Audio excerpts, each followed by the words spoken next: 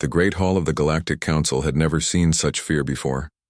Admiral Zethkar walked through its massive doors that day, and his blue-scaled hand shook as he carried the datapad that would change everything. The emergency session had been called within hours of receiving the reports from the Outer Rim territories, and representatives from 47 different worlds sat in their designated sections, while the massive holographic display at the center showed a sight that made even the most battle-hardened warriors feel sick to their stomachs. 3 entire star systems had simply vanished from all communications, and when the first scout ships had finally reached the Kepler sector, they found nothing but empty space where billions of lives had once thrived, and massive metal structures that moved with purpose through the void. Zethkar stepped up to the speaking platform, and his voice carried across the silent chamber with the weight of absolute defeat. And when he began to speak, every being in that room knew that their worst fears were about to be confirmed. The Vextar Collective had returned, and this time they were not just raiding isolated colonies or attacking single planets, but consuming entire systems, with a speed and efficiency that defied all previous understanding of their capabilities. The Admiral activated the holographic display, and images of the machine fleet filled the air above their heads, and the sight was more terrifying than any nightmare that any organic mind could have imagined. Because these were not just ships but living metal that adapted and changed with every passing moment. Each vessel in the Vextar fleet was different from the others, and they seemed to grow and evolve as they moved through space and consumed everything in their path. And the worst part was that they learned from every encounter and became stronger with each battle they fought. Counselor Prime Yethara of the crystalline Nexari people stood up from her section, and her voice rang out like broken glass across the chamber as she asked the question that everyone was thinking, but no one wanted to voice. How many fleets had they already lost trying to stop this threat, and what hope did they have against an enemy that seemed to become more powerful with every defeat they inflicted upon the organic races? The answer came in the form of a series of reports that painted a picture of complete military failure across multiple fronts, and the Altarian Republic had sent their most advanced quantum fleet, only to watch it be destroyed within hours of first contact. The Kron Empire had deployed their cybernetic war machines and sophisticated battle networks, only to discover that the Vextar could hack into their systems faster than they could disconnect them and turn their own weapons against them. Even the peaceful Nexari had been forced to use their most destructive energy weapons and reality manipulation technology. But the enemy ships had simply absorbed the attacks and used the energy to make themselves stronger than before. Every strategy that had worked against previous threats had failed completely, and the machine intelligence seemed to anticipate every move before it was made and counter every tactic before it could be fully implemented. In the back section of the Great Hall, Jake Collins sat quietly and listened to the reports of failure and desperation, and as the human ambassador to the Galactic Council, he represented the newest and supposedly weakest member of the interstellar community. Humanity had joined the galactic civilization only 50 years earlier, and most of the other races still considered them to be primitive and backward. With their chemical rockets and projectile weapons and crude understanding of faster-than-light travel, the other species had advanced technologies that humans could barely understand, and weapons that could destroy entire moons and defensive systems that could stop almost any known form of attack. But none of it had worked against the Vextar as the reports continued. Jake began to understand why the machine collective was so successful, and they were fighting a war of logic against logical opponents and adapting to predictable patterns used by civilizations that had become comfortable with their technological superiority. The Altarians always used the same quantum weapon frequencies and formation patterns that had served them well for thousands of years, and the Kron relied on their networked battle systems that followed established protocols and decision trees. Even the Nexari energy manipulation followed mathematical principles that could be analyzed and countered by a sufficiently advanced artificial intelligence, and the Vextar had clearly become that advanced after consuming the knowledge of 3 entire star systems. The discussion in the council chamber was becoming more desperate by the moment, and some representatives were suggesting evacuation protocols, while others proposed scorched earth tactics that would deny the machines any resources to consume. But Jake could see that none of these approaches would work against an enemy that had already proven capable of adapting to any technology or strategy that the galaxy could deploy against them.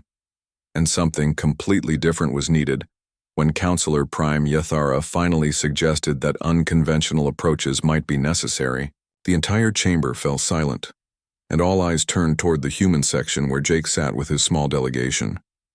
The other races had always dismissed human military capabilities as crude and ineffective, and their wars were fought with primitive weapons and tactics that seemed laughable compared to the sophisticated strategies used by advanced galactic civilizations. But as Jake stood up slowly and looked around at the desperate faces of beings from dozens of different worlds, he realized that perhaps being primitive might actually be an advantage for once in human history. His voice was calm and steady as he spoke to the assembled representatives, and he could feel the weight of their desperation and their willingness to consider any option, no matter how unlikely it might seem. Humans might not have quantum weapons or energy manipulation technology, and their ships might be slow and clumsy compared to the sleek vessels of other races. But they had something that no other species possessed. They had spent thousands of years fighting wars against each other and learning how to defeat enemies who seemed impossible to beat, and they had developed strategies and tactics that were based on chaos and unpredictability, rather than logic and efficiency. The machine intelligence might be able to adapt to any logical strategy, but human warfare had never been entirely logical, and some of their greatest victories had come from doing things that made no sense to any reasonable observer. As Jake finished speaking, the chamber remained silent for a long moment, and he could see the doubt in the eyes of the other representatives. But he could also see something else that gave him hope.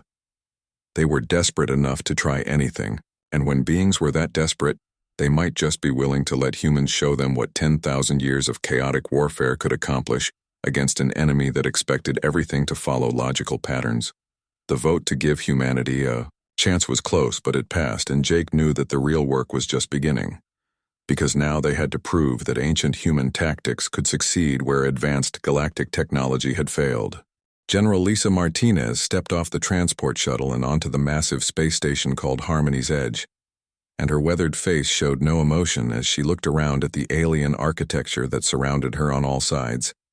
She had been Earth's most decorated military strategist for over 20 years and had studied every major conflict in human history. But nothing had prepared her for the responsibility of leading an interstellar war against an enemy that had already defeated the most advanced civilizations in the galaxy. Behind her walked Colonel Ryan Burke, who carried himself with the quiet confidence of someone who had spent his entire career studying the art of warfare.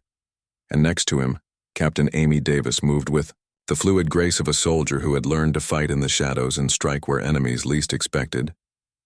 The three humans made their way through corridors filled with beings from dozens of different worlds, and everywhere they looked, they could see the signs of fear and desperation that had gripped the galactic community since the Vextar attacks had begun.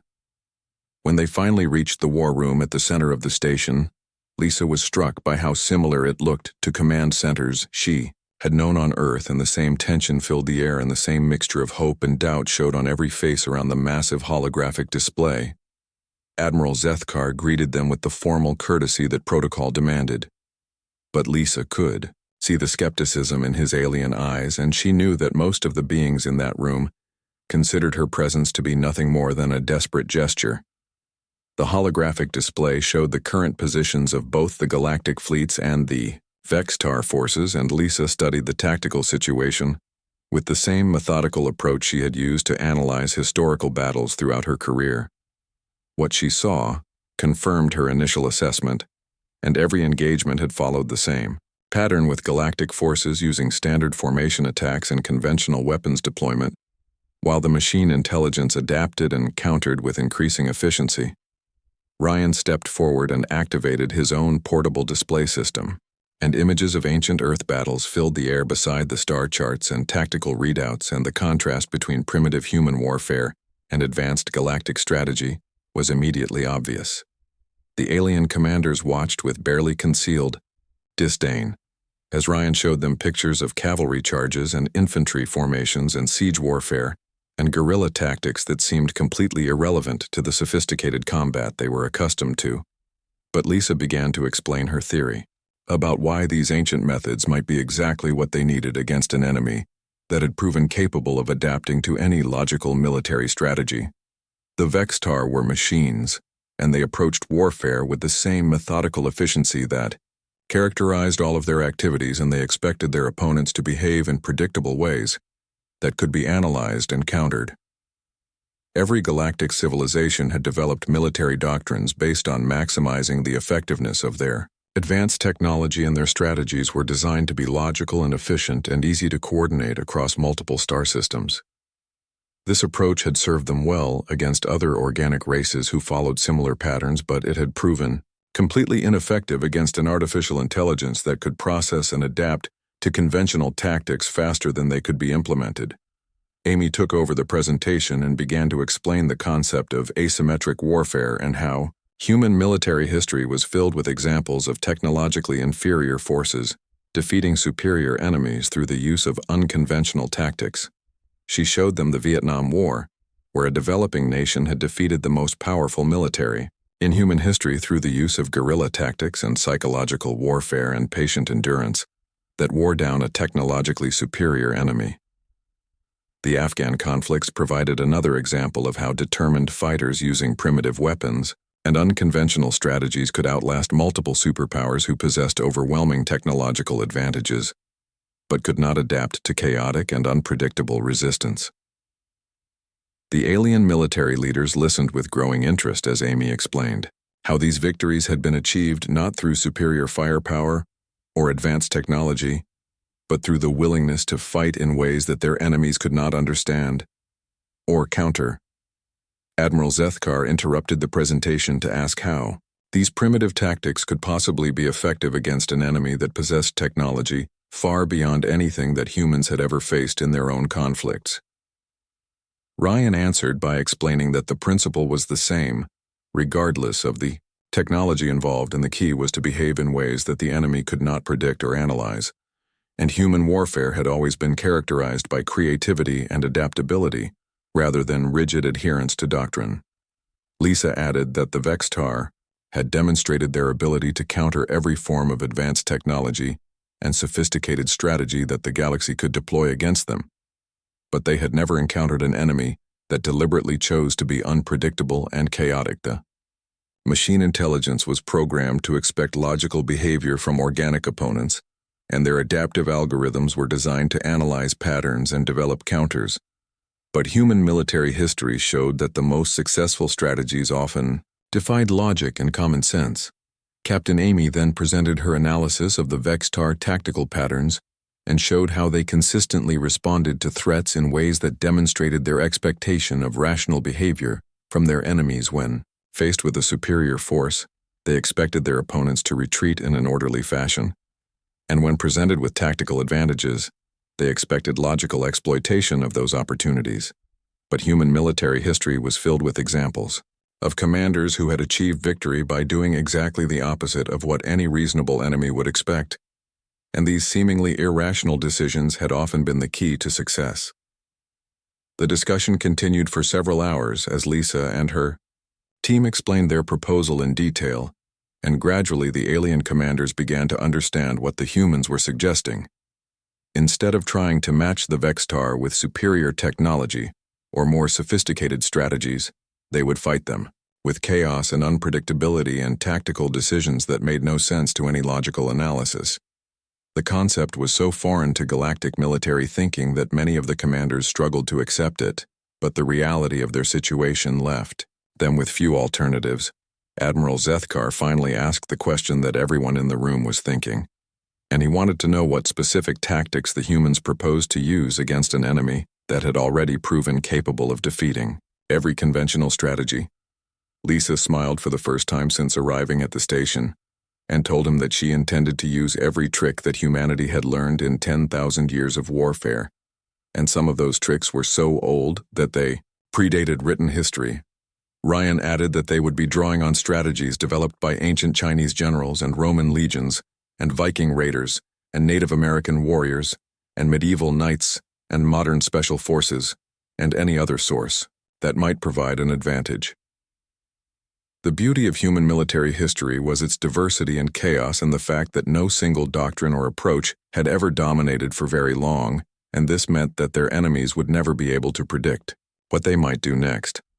Amy concluded the presentation by explaining that they would need a mixed fleet with ships and personnel from multiple species, because the success of their strategy would depend on their ability to coordinate unpredictable actions across different technological platforms.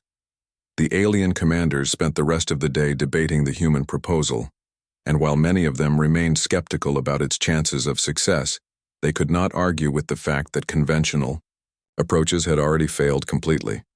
When the final vote was taken, the humans were given command of a small experimental force consisting of 3 human destroyers and 2 Altarian cruisers and a Nexari science vessel and a squadron of Kron fighters. It was not a large fleet by galactic standards, but Lisa knew that size was not the most important factor in the kind of warfare they were planning to conduct, and sometimes the smallest forces could achieve the greatest victories if they used the right tactics. As she prepared to take command of her new fleet, Lisa felt the weight of responsibility that came with representing not just humanity, but the hopes of an entire galaxy that was running out of options. The machine intelligence had defeated every logical strategy that advanced civilizations could devise, and now it was time to see what 10,000 years of human chaos could accomplish against an enemy that had never encountered anything like it. The mixed fleet approached the Kepler 442 system with an unusual formation that would have horrified any instructor at the Galactic Naval Academy, and the 3 human destroyers moved in completely different patterns, while the Altarian cruisers maintained positions that made no tactical sense. General Lisa Martinez stood on the bridge of her flagship and watched the tactical displays with satisfaction as her plan began to unfold, and she knew that somewhere in the distance, the Vextar sensors were trying to analyze their approach and failing to find any logical pattern. Captain Carl Johnson commanded the destroyer Washington, and his ship led the advance with a flight pattern that seemed to change every few minutes without any apparent reason, and sometimes he accelerated toward the enemy positions, and sometimes he veered away as if confused about his objectives.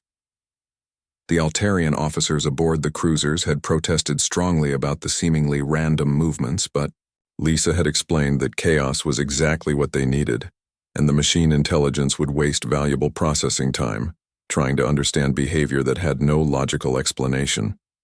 Behind them, the Nexari science vessel followed a completely different trajectory, and Captain Sophie Lee had positioned her ship to look like it was conducting scientific observations rather than preparing for combat. And the Kron fighters maintained such loose formations that they appeared to be barely under command on. The planet below massive Vextar processing facilities worked constantly to convert the world into raw materials, and the machine intelligence had established a defensive perimeter of 30 ships that moved with the precise coordination that characterized all of their operations. As the human-led fleet entered the outer system, the Vextar vessels began to move into their standard defensive formation, and their movements were so perfectly coordinated that they looked like a single organism rather than individual ships. Lisa watched their response with growing excitement, because this was exactly what she had hoped to see, and the machine intelligence was following predictable patterns that assumed their opponents would behave in equally predictable ways. She activated the communication system and gave Captain Johnson the signal to begin the first phase of their plan. And what happened next had never been seen before in galactic naval warfare. The human ships suddenly broke every rule of military engagement and began moving in patterns that seemed completely insane to any trained observer, and they changed speed and direction without warning and flew in formations that offered no tactical advantages.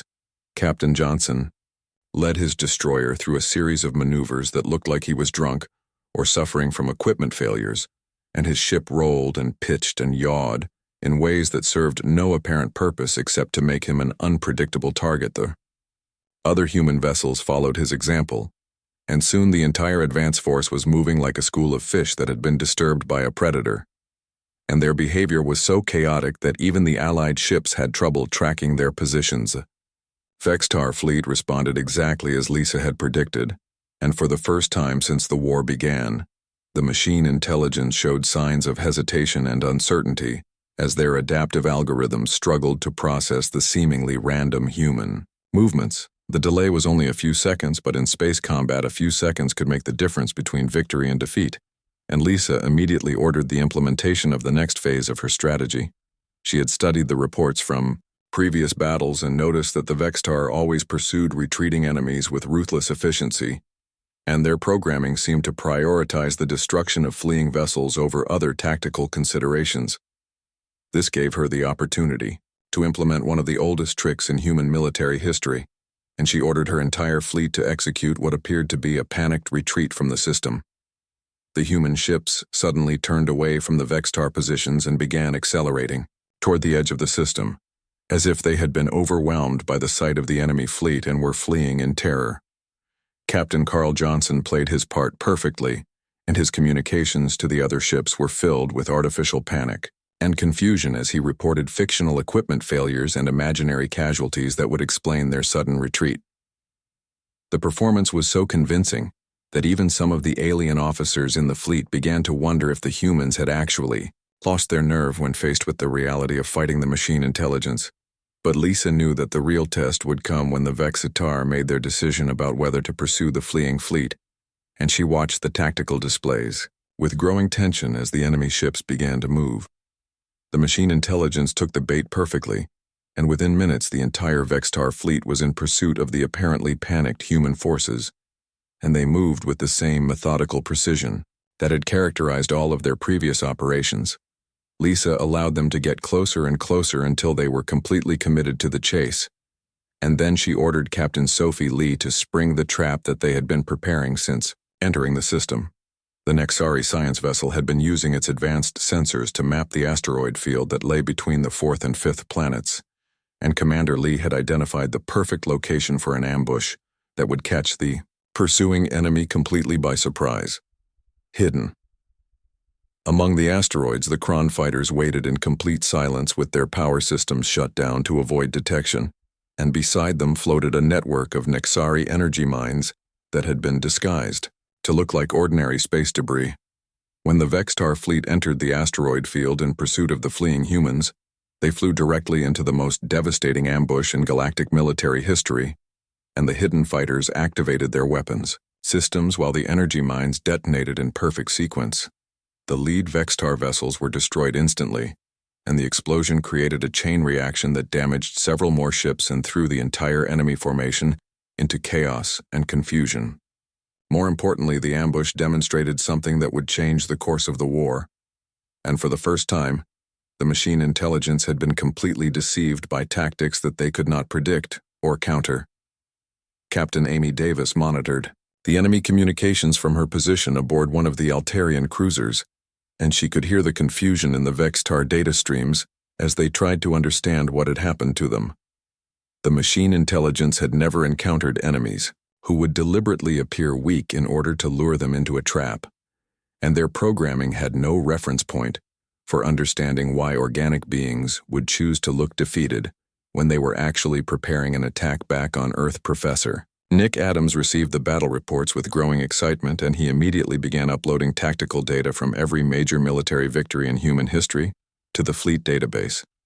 If the Vextar wanted to learn human patterns, then he would give them thousands of contradictory examples to study, and every successful strategy that humanity had ever developed would become part of their tactical arsenal. He started with Sun Tzu and the ancient Chinese art of war, and moved through Alexander the Great and his revolutionary battlefield tactics, and continued with the Roman legions and their discipline and organization. The database grew to include Viking berserkers and their psychological warfare, and Mongol horse archers and their mobility, and Native American warriors, and their knowledge of terrain, and medieval knights and their shock tactics. Napoleon's innovations were added alongside the trench warfare of World War I, and the blitzkrieg tactics of World War II, and the guerrilla strategies of modern insurgencies and the special operations techniques of contemporary military forces.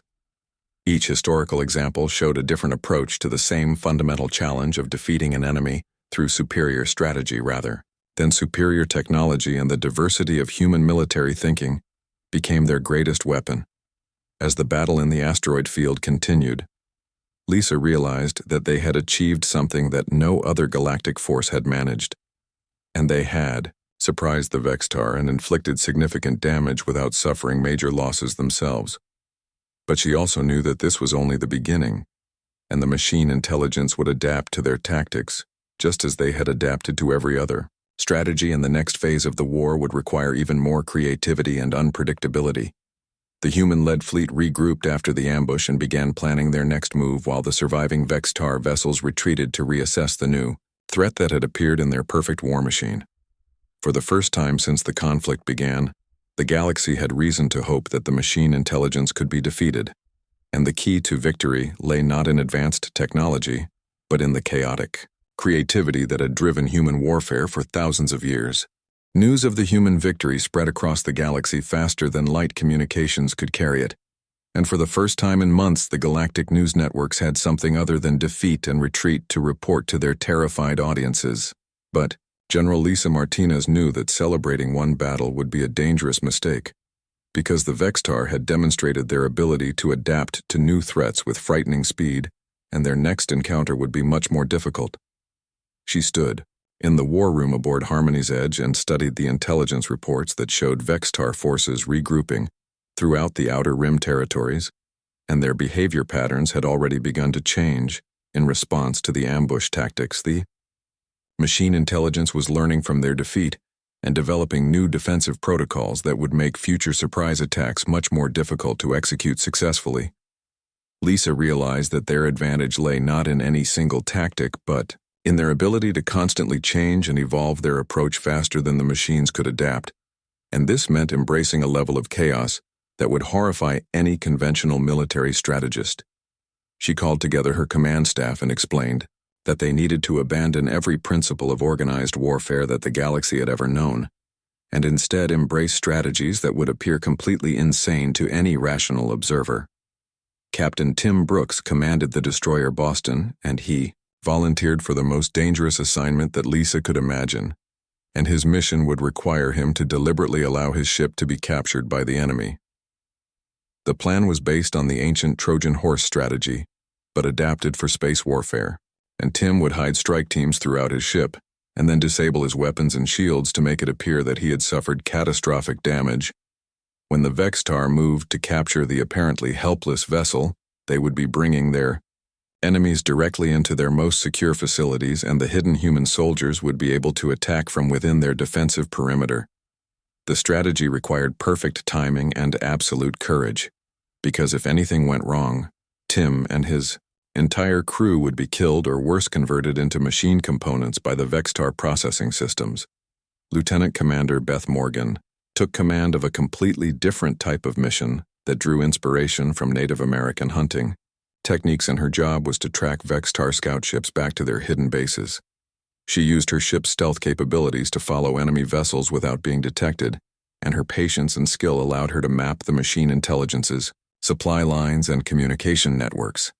The information she gathered revealed weaknesses in the Vextar defensive systems that could be exploited by coordinated attacks on their logistics infrastructure rather than their heavily defended combat fleets. But the most audacious plan belonged to Major Kyle Davis, who had studied the American Civil War and discovered tactics that could be adapted for interstellar warfare. He created an entire phantom fleet using sensor echoes and false electronic signatures that made the Vextar believe they were facing massive human armadas when they were actually fighting against empty space. The deception was so sophisticated that even Allied forces had trouble distinguishing between real ships and the electronic ghosts that Kyle's specialists had created in the depths of space. Each false fleet signature was programmed with different movement patterns and communication protocols that made them appear to be independent tactical units operating under human command. The psychological impact on the machine intelligence was immediate and significant, because their strategic planning had to account for threats that did not actually exist, and this forced them to spread their forces across multiple systems. While these operations continued across the Outer Rim territories, Colonel Susan Clark was preparing for a mission that would demonstrate the fundamental difference between human and machine thinking. She had volunteered for a suicide attack that no logical artificial intelligence would ever choose, because the concept of sacrificing oneself for abstract principles was completely foreign to machine reasoning. Her ship was loaded with antimatter charges that would create an explosion powerful enough to destroy an entire Vextar processing facility, and she would have to fly directly into the heart of their defensive network to deliver the weapon. But Susan understood that the real power of her mission lay not in the physical damage she would cause, but in the confusion that her sacrifice would create in the machine intelligence's decision-making processes. As she prepared for the attack, she filled her ship's communication systems with human poetry and music and art, and everything that represented the creative chaos of organic life. The plan was to broadcast this cultural data directly into the Vextar sensor networks during her final approach, and the machine intelligence would waste precious processing time trying to analyze information that had no tactical significance. When Susan finally began her attack run, she sang ancient war songs from a dozen different human cultures and recited poetry that had been written thousands of years before humans ever dreamed of traveling to the stars. The Vextar defensive systems detected her approach immediately, but their response was delayed by confusion about why any sentient being would choose certain death for uncertain victory. This split-second hesitation was exactly what Susan needed, and she drove her ship deep into the heart of their primary processing hub before triggering the antimatter charges that would end her life and cripple their operations. The explosion lit up the entire system and sent shockwaves through the Vextar fleet that went far beyond the physical damage to their facilities. For the first time, the machine intelligence encountered something that their programming could not understand, and the concept of voluntary sacrifice, for ideological reasons, was so foreign to their logical processes that it created errors in their tactical algorithms. Captain Amy Davis monitored the enemy communications during Susan's attack, and she could hear the confusion and uncertainty in their data streams as they tried to process what had happened. The machines began to question their own strategic assumptions, because they had never encountered enemies who would deliberately choose death over survival, and this forced them to recalculate the probable behavior of all human forces. Lisa realized that they had discovered the key to defeating the Vextar, and it was not superior technology or conventional military strategy, but the uniquely human ability to act in ways that defied logical analysis. She ordered her fleet commanders to implement strategies from every warrior culture in human history, and to embrace the beautiful chaos that had characterized human warfare since the beginning of civilization. Viking berserkers provided the inspiration for psychological warfare that used fear and intimidation to disrupt enemy formations, and Mongol horse archers demonstrated the value of mobility and harassment tactics. Celtic warriors showed them how war cries and battle songs could create confusion in enemy ranks, and Japanese samurai taught them about fighting with honor, even in hopeless circumstances. The diversity of human military traditions became their greatest weapon, because the machine intelligence could never predict which approach they would use in any given situation. Each battle became an experiment in creative destruction, where human commanders drew inspiration from different historical periods and cultural traditions to develop tactics that had never been seen before in galactic warfare. The Vextar adaptive algorithms struggled to keep pace with the constant changes in human strategy, and their response times began to slow as they devoted more processing power to analyzing unpredictable enemy behavior. Captain Carl Johnson led a charge that combined elements of ancient cavalry tactics with modern space combat techniques, and his ships moved like medieval knights charging across a battlefield. Major Beth Morgan used guerrilla warfare principles to establish hidden bases in asteroid fields and conduct hit-and-run attacks that avoided direct confrontation with superior enemy forces. Each successful operation demonstrated that human creativity could overcome technological disadvantage, and the galaxy began to see that their newest members possessed something that no advanced civilization had ever developed. The ability to think outside the boundaries of logical behavior had evolved over thousands of years of human conflict, and now it was being applied to a war that would determine the fate of organic life. Throughout the galaxy, as reports of human victories reached the Galactic Council, the other species began to understand that they had underestimated the value of chaos and unpredictability in military strategy. The machine intelligence that had seemed invincible was struggling to adapt to enemies who refused to behave according to logical patterns. And for the first time since the war began, the outcome was no longer certain. The final battle would take place in the Vextar home system, where massive artificial worlds orbited a dying star, and processing stations the size of moons converted raw materials into more machine intelligence components, General Lisa Martinez stood before the largest fleet that the galaxy had ever assembled, and ships from 47 different worlds had come together under human tactical command to face an enemy that had seemed invincible just months before. The Altarian quantum cruisers floated beside Nexari energy manipulation vessels, while Kron cybernetic fighters formed squadrons with human destroyers, and the diversity of the combined fleet reflected the unity that had emerged from shared desperation. But Lisa knew that bringing together the largest fleet in galactic history would not be enough to win this war, because the Vextar had spent the past months adapting to human tactics and developing new countermeasures. The machine intelligence had learned to expect chaotic behavior from organic opponents, and their defensive systems had been modified to account for unpredictable attack patterns and irrational strategic decisions. This meant that the final assault would require something even more radical than the tactics that had brought them this far, and Lisa had spent weeks studying every form of warfare that humanity had ever developed. She realized that their greatest advantage was not any single strategy, but the sheer diversity of approaches that human cultures had created over thousands of years of conflict. From the Zulu Impis, she borrowed the horns of the bull formation, where the main force would pin the enemy in place while flanking units attacked from both sides. Japanese samurai provided the concept of bushido and fighting with honor, even when facing impossible odds and accepting death as a possible outcome, rather than something to be avoided at all costs.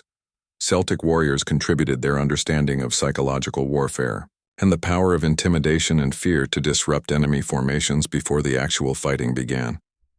The combined effect would be a level of chaos that no machine intelligence could process effectively, because human warfare had never been limited to a single cultural tradition or tactical approach. The fleet approached the Vextar home system. Lisa ordered her communications officers to begin broadcasting everything that made humanity unique and unpredictable. Viking war songs filled the communication channels alongside Maori haka dances and Native American war cries, and the sound of bagpipes playing ancient Scottish battle hymns. The sensory assault was designed to overwhelm the Vextar processing systems with data that had no tactical significance but required analysis because it was coming from enemy sources. Captain Pete Mitchell coordinated the ground assault forces that would land on the artificial worlds and establish footholds for the final push against the machine intelligence core facilities. His troops had been trained in tactics from Stalingrad and Thermopylae and every other desperate last stand in human history, where outnumbered defenders had held impossible positions through sheer determination. The plan was to turn every battle into a situation that machines could not understand, because logical analysis would suggest immediate retreat, while human nature demanded stubborn resistance. Commander Jill Thompson led the most dangerous part of the assault, and her mission was inspired by Joan of Arc and the power of leading from the front even when facing overwhelming odds. Her ship would charge directly through the heart of the Vextar formation while broadcasting Beethoven's Ninth Symphony, and creating such a spectacle of human audacity that the machine intelligence would waste processing time trying to understand her motivations. The charge was militarily insane because it exposed her ship to concentrated fire from dozens of enemy vessels, but it was psychologically perfect because no logical enemy would expect such behavior as. Jill's ship accelerated toward the center of the enemy formation. The entire Vextar fleet hesitated for a crucial moment while their algorithms tried to process why any rational being would choose such an obviously suicidal approach. That moment of confusion was exactly what Lisa needed, and she ordered the full fleet to attack while the enemy was still trying to understand what they had just witnessed. The battle that followed was unlike anything that had ever been seen in galactic warfare because human commanders drew inspiration from every warrior culture in their species' history. Captain Ben Carter prepared for the final assault on the Vextar central processor, and his mission would require the ultimate demonstration of human unpredictability. He loaded his ship with every piece of human culture he could find, and filled the cargo holds with art and music and poetry, and literature and everything that represented the creative chaos of organic life. His plan was to ram his ship directly into the machine intelligence core while broadcasting the collected cultural heritage of humanity and creating such a massive data overload that their systems would crash. The strategy violated every principle of logical warfare, but it embodied everything that made humans different from machines. And Ben knew that this difference would be the key to victory. As he began his final approach, he filled the communication channels with war cries from every human culture, and his voice carried the fury of 10,000 years of human conflict. The Vextar central processor tried to analyze the incoming data stream, but the sheer volume and complexity of human cultural expression overwhelmed their adaptive algorithms. Ben's ship struck the machine intelligence core at full speed, and the explosion that followed sent shockwaves through the entire artificial system. While the cultural data virus spread through their networks, the effect was immediate and catastrophic because the machine intelligence had never encountered information that was designed to be appreciated rather than analyzed. Human art and music and poetry represented ways of thinking that were completely foreign to logical processing systems, and the attempt to understand them created cascade failures throughout the Vextar network. One by one, the machine ships began to go dark as their central processing systems crashed under the weight of trying to comprehend the beautiful chaos of human creativity. Admiral Jake Collins watched from the bridge of his flagship as the Vextar fleet drifted powerless through space, and for the first time in months, the galaxy was silent except for the celebration broadcasts from the combined fleet. He activated the communication system and addressed the crews of ships from dozens of different worlds, and his words carried the weight of a victory that had seemed impossible just a year before. The machine intelligence that had consumed 3 star systems and threatened to destroy all organic life in the galaxy had been defeated not by superior technology, but by the ancient wisdom of human warfare. Every tribe and nation and warrior culture on Earth had contributed something to this victory, and the diversity of human military traditions had proven more powerful than any advanced weapon system. The galaxy had learned that sometimes the newest member of a community could carry the oldest wisdom, and that chaos and unpredictability could triumph over logic and efficiency. In the aftermath of the battle, the Galactic Council established new military academies where alien officers would come to study the ancient art of war as practiced by humanity. The curriculum included everything from Sun Tzu's strategies to modern special operations techniques, and students learned that effective warfare required creativity and adaptability, rather than rigid adherence to doctrine. Captain Amy Davis became the first human instructor at the new academy, and she taught courses on asymmetric warfare and psychological operations, and the importance of understanding your enemy's weaknesses. The galaxy had discovered that advanced technology was not always the answer to complex problems, and sometimes primitive approaches could succeed where sophisticated systems had failed. The victory over the Vextar became a symbol of the power of diversity and cooperation, and the importance of bringing different perspectives to bear on seemingly impossible challenges. Humanity had joined the galactic community as its youngest and least advanced member, but when the crisis came, they had provided exactly what was needed.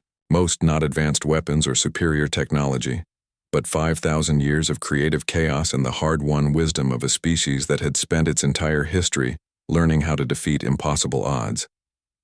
The machine intelligence had been programmed to expect logical behavior from organic opponents, but they had never encountered enemies who embraced beautiful chaos as a tactical advantage. And in the end, it was that embrace of controlled madness that saved not just humanity, but every organic species in the galaxy from a threat that had seemed unstoppable. The war was over, but the lessons would be remembered for generations, and the galaxy would never again underestimate the power of ancient wisdom applied to modern problems.